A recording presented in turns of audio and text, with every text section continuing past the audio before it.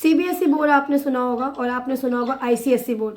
Hello everyone, आप सभी को मेरा नमस्कार। एक पड़ाव से मैं अनीता राय और हम लेकर आ रहे हैं सीरीज़ 136, जिस पॉडकास्ट में हमने बात की है कि हमारे चिल्ड्रन विद स्पेशल नीड्स के लिए क्या सीबीएसई बोर्ड और आईसीएसई बोर्ड जैसे बोर्ड्स इनफ है, क्या उनके लिए एजुकेशन प्रणाली या जो एजुकेशन हमारा प्रोसेस है क्या चेंज होना चाहिए, क्यों चेंज होना चाहिए, आपके क्या व्यूज़ हैं, हमारे इस पॉडकास्ट में ज़रूर शेयर कीजिएगा अपने views.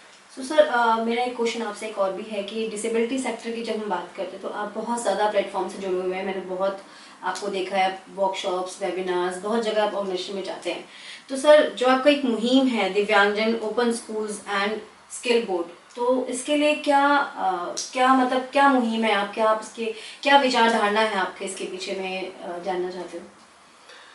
Ji thank you Anita जी। इसके पीछे केवल ये धारणा है, देखिए आज देश में लगभग 70 एजुकेशन स्कूल बोर्ड्स हैं, जिसमें उर्दू बोर्ड है, संस्कृत बोर्ड है, मदरसा बोर्ड है, सीबीएसई बोर्ड है, आईएससी बोर्ड है, नेशनल ओपन स्कूल बोर्ड है, स्टेट एजुकेशन बोर्ड्स हैं, इसे ओपन स्कूल बोर्ड बोलते हैं, आंध्रा बोर्ड है। तो ऐसे लगभग 70 एजुकेशन बोर्ड्स हैं।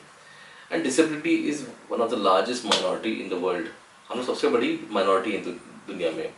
और हम लोग लगभग जो हमारा सेंसस हुआ था 2011 में, वी वर 2.68 करोड़, और आज अभी सेंसस अभी चल रहा है, अभी होना है, बाकी है, बट अप्रॉक्सीमेटली हम 8 से 10 करोड़ लोग हैं जो इस वक्त हिंदुस्तान की बात करें तो और सबसे हम निचले वर्ग की बात करते हैं या वंचित वर्ग की बात करते हैं। अगर हम सबसे वंचित वर्ग की बात करते हैं, सबसे निचले वर्ग की बात करते हैं, सबसे जो ऐसा वर्ग जो पीछे छूट गया है, जिसको सोशल सिक्योरिटी की ज़रूरत है या समाज में समावेश की ज़रूरत है, इंक्लूजन की ज़रूरत है, वो कहीं ना कहीं दिव्यांगजन जो है उसका सबसे मुख्य रूप से उसका भाग बनते हैं।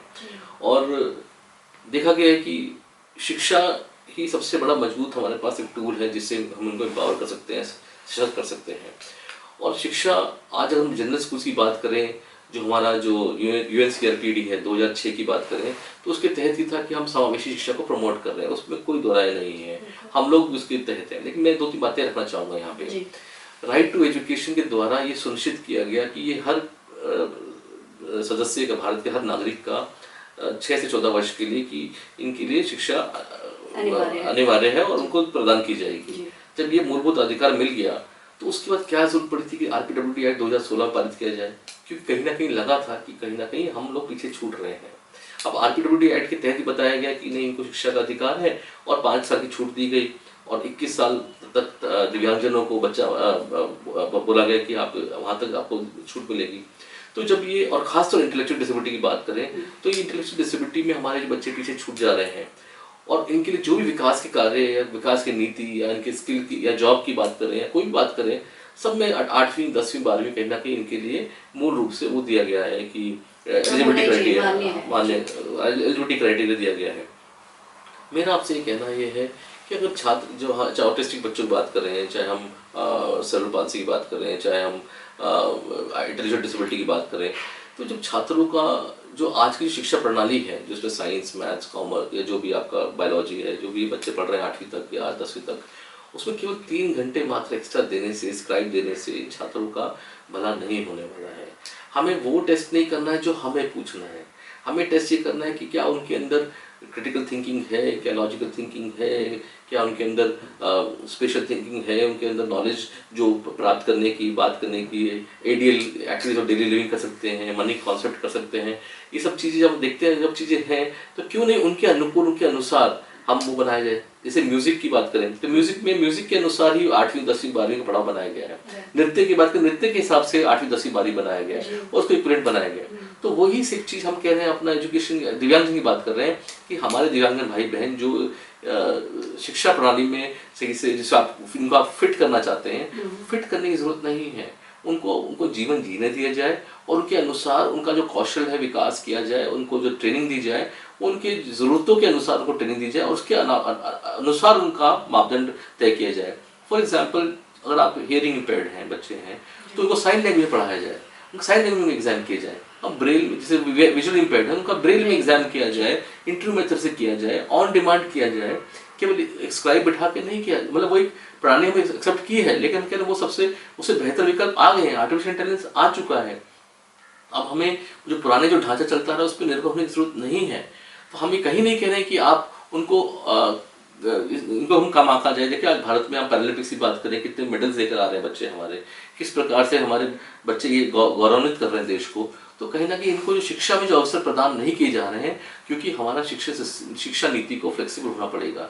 एनईपी ने बहुत सुंदर तरीके से जो लिखा है, अब समय आ गया है उसको क्रियान्वित करने का। एनईपी में सब कुछ लिखा है, अब वो करने का समय आया है। 1986 में भी लिखा था कहीं ना कहीं, आज उसको और बेहतर तरीके से 2020 में हो गया है। तो आज हमारा केवल ये कहना है कि दिव्यांगजनों के अनुसार अनुकूल 21 डिसेबिलिटी है, 21 डिसेबिलिटी, उसके अनुसार उनको पढ़ाया जाए। और पढ़ाने का मतलब केवल सिलेबस या ए फॉर एप्पल नहीं होता है, उनके अनुसार उनको शिक्षा दी जाए, नॉलेज दी जाए, स्किल्स दी जाए, और ओपन तरीके से, जैसे कुछ जो होम बेस्ड चिल्ड्रन है, चाहे वो होम बेस्ड हों, चाहे वो स्कूल बेस्ड हों, चाहे वो कम्युनिटी डेवलपमेंट में रह रहे हों, तो सबको शामिल किया जाए। हम हर व्यक्ति को शामिल कर पाएंगे, तो उस तरीके से इनका मुख्य धारा में शामिल भी हो पाएंगे, और उनके अनुसार उनके अनुरूप से हम असेसमेंट भी कर सकते हैं और उनको मुख्य धारा में शामिल कर सकते हैं। ये तो आप देखिए आज कॉलेजेस में आज ये 22 लाख लोग कहते हैं कि सीबीएसई स्कूल दाखिला हुआ। मेरा प्रश्न है कि 10वीं 12वीं पास आउट कितने हुए? जो पास आउट नहीं हो रहे, कहीं ना कहीं सिस्टम फेल कर रहा है बच्चों को, फेल इन सेंस कि उनके अनुकूल उनका अनुरूप नहीं है। तो कहीं ना कहीं उस सिस्टम को ठीक नहीं करने की जरूरत है। हमें जो उनकी जो क्रियाएं हैं, जो तरीके हैं समझ के, कि वो तरीका ठीक करना पड़ेगा, ताकि उनको ये ना लगे कि हमें दूसरी भाषा में एग्जामिनेशन हो रहे हैं या दूसरे तरीके से पूछा जा रहा है। तो वन साइज फिट्स ऑल नहीं माना, ये नहीं स्वीकार हो पाएगा। हर बच्चे की अपनी प्रतिभा है, अपनी एप्टीट्यूड है, अपना इंटरेस्ट है, अपनी मोटिवेशन है। तो उसी को ध्यान रखते हुए हमने सरकार से यही रिक्वेस्ट किया है कि आप एक special education board, education board बनाया जाए जो कि दिव्यांगजन के अनुरूप हो, अनुकूल हो, और उसमें यूनिवर्सल डिजाइन के रूप से हम यूनिवर्सल डिजाइन बनाएं, इसमें इंक्लूसिव होगा। उसमें बाकी छात्र पढ़ना चाहे पढ़ सकते हैं, और चाहे स्टेट गवर्नमेंट लेवल पर बने, चाहे सेंट्रल लेवल पर बने, बट बनना चाहिए। और बहुत से देशों में है ऑलरेडी ऐसा चीज। और हम कहीं नहीं करेंगे छात्रों के अलग स्कूल बने, उसी स्कूल में जहाँ सीबीएसई छात्र पढ़ रहे हैं, उसी स्कूल में बाकी छात्र, उनका इम्तिहान सीबीएसई ले, और जो बाकी छात्र रहेंगे उनका इम्तिहान इस स्कूल बोर्ड से हो सकता है। पढ़ेंगे एक ही क्लासरूम में, बट वो एग्जामिनेशन डिफरेंट होगा। हम केवल एग्जामिनेशन की बात कर रहे हैं। बिल्कुल सर, और ये इंक्लूसिव एजुकेशन के लिए भी बहुत हेल्पफुल होगा, बिकॉज जो अभी आपने जो पॉइंट बोला कि स्क्राइब और ये सब चीज़ें हम कर रहे हैं, डेफिनेटली एक्स्ट्रा टाइम देते हैं, बट जो आप लाइफ स्किल्स की बात कर रहे हैं या होम बेस्ड ट्रेनिंग की बात कर रहे हैं, ये बहुत ही इंपॉर्टेंट आपका मुहिम है सर। सो हमारी भी जो भी जहाँ भी ये वीडियोस जाएंगे, आई होप कि सोशल मीडियाज़ पे जाएं तो उसको शेयर किया जाए ज़्यादा से ज़्यादा, बिकॉज सर का जो मुहिम है, जो एक ये सर का एम है, बहुत इंपॉर्टेंट है।